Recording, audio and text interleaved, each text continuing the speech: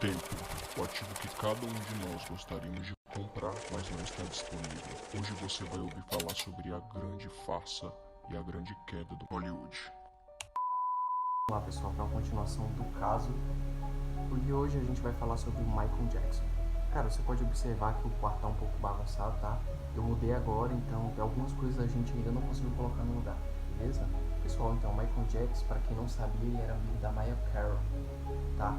E a Mariah Carey, ela era casada com apenas o CEO, presidente da Sony na época. E para quem não sabe, a Mariah Carey sofria abusos mentais, perseguições mentais diárias dentro da sua casa, dentro do seu casamento, né?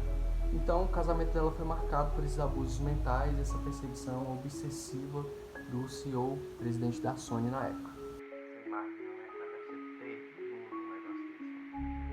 Então, pessoal, o tempo foi passando e não é todo mundo que aguenta viver uma perseguição dessa mental a vida toda, não é mesmo? Com o tempo passando, a Mariah Carey era amigo do Michael Jackson, do nosso rei do popstar na época. E o que acontece? Por ser amiga, por ter aquela confiança, a amizade, a intimidade, o que Mariah Carey fez? Ela relatou tudo o que estava acontecendo para Michael Jackson na época, para o Michael Jackson, né? E ela contando tudo para ele, para o Michael, o que foi acontecendo no decorrer do tempo? Bom, ela foi revelando todos os podres que acontecia dentro de sua casa, dentro do seu lar, que não tinha mais paz para conviver com o mesmo, né? Imagina você conviver com uma pessoa que não te dá um dia de paz, não te dá um dia de descanso mental, isso deve ser terrível, cara. Então, realmente ela não aguentou e foi contar pro seu amigo, né? Bom, mas a gente sabe que esses bilionários, que o dinheiro está na mão deles, a gente sabe que eles vão querer reter todo o poder de controle, todo o poder de domínio só aqui nas mãos deles, né? A gente sabe que isso não é brincadeira. Bom, pessoal, e com o tempo começou a desencadear uma briga entre Michael e a produtora Sony. Por quê? Porque a produtora Sony começou a reter os direitos autorais das músicas do Michael. Sim. E logo privando o Michael de ter os seus royalties dos seus direitos autorais das suas músicas. Obviamente que a pessoa precisa viver, né? Aquilo ela faz para viver. A música, a arte dele é para viver. Então, obviamente que uma hora vai fazer diferença, porque ele tem que pagar suas contas. E morando em Hollywood não é nada barato. E durante esses conflitos que Michael teve com a produtora Sony, ele acaba declarando que Mottola, que é o presidente, o CEO da época, dono da Sony na época, ele acaba declarando que Mottola é um homem ruim, tá? Ele fala abertamente, Mottola, você é um homem ruim, tá?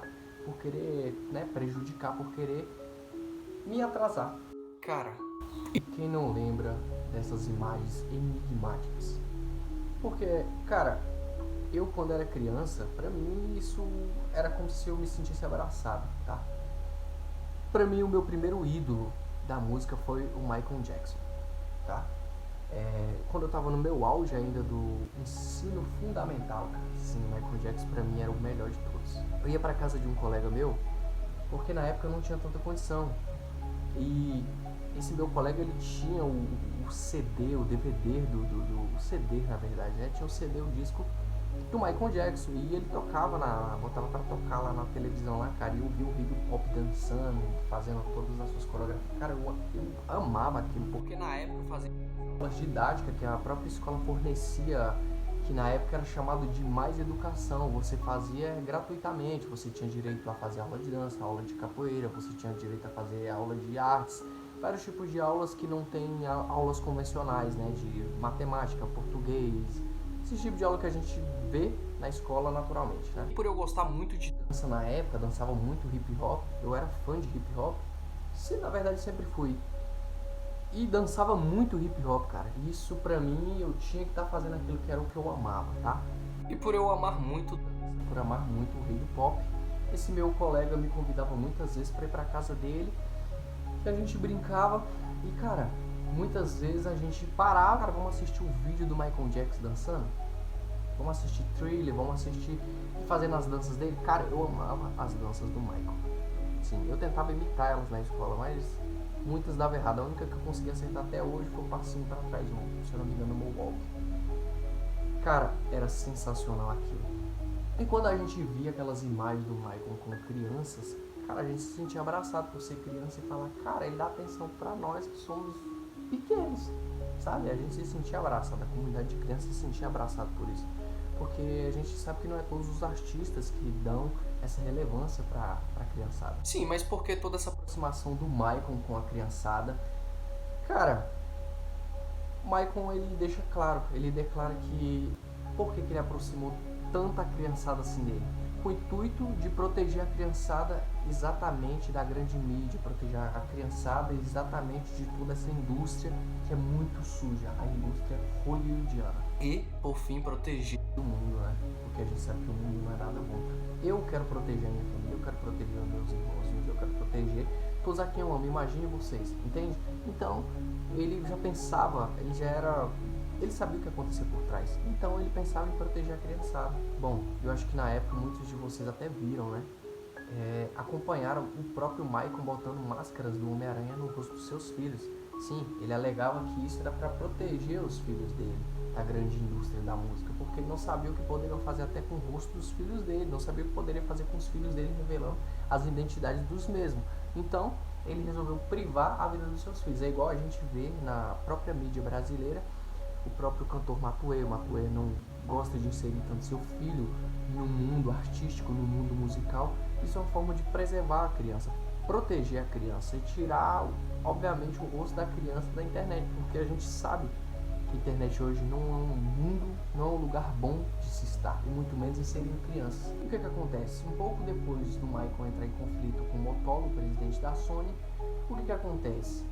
Ele é acusado por supostas vítimas de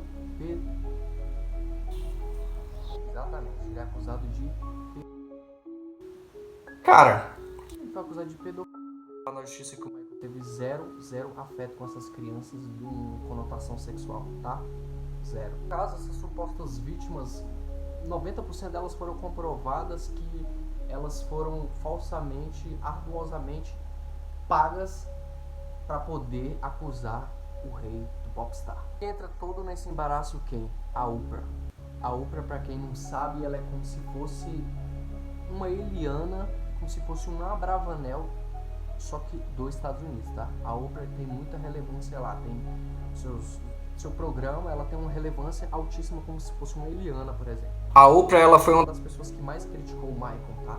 E abertamente. Só que como nada é perfeito, a internet está aí. Com quem que a nossa Oprah era associada? Bom, se você pesquisar e dar o Google, você vai ver aí. A nossa Oprah era associada com o nosso P. Diddy, que é o nosso rap norte-americano, e com quem? O nosso meritíssimo João de Deus. Sim, ela era associada a essas duas pessoas, se você não sabe, tá? Então pesquisa o Google, dá um Google aí que você vai ver com quem a nossa Oprah era associada. E está explicado tudo, né? Poxa, isso já explica tudo. O tempo se passou e a nossa Oprah continuou sujando o nome do nosso Michael. Como? Falando que ele ainda era culpado, mesmo depois de toda a justiça ter absolvido, ter tirado todas essas calúnias, essas falsas difamações de cima dele, porque foi comprovado que ele não era de fato o que falava. Mas mesmo assim, a mesma continuou falando que Michael é...